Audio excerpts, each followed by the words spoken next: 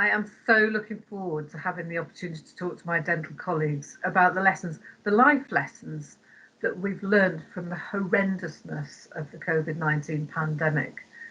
It really is such an honour to be chosen to do this.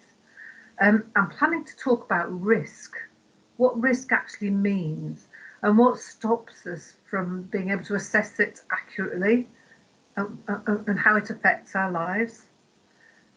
And then there's the concept of testing. There has been so much rubbish talked about testing. And understanding risk and understanding testing for disease is what underpinned my PhD and is something that really interests me. So join me at the lecture to learn some of the truths about testing for disease.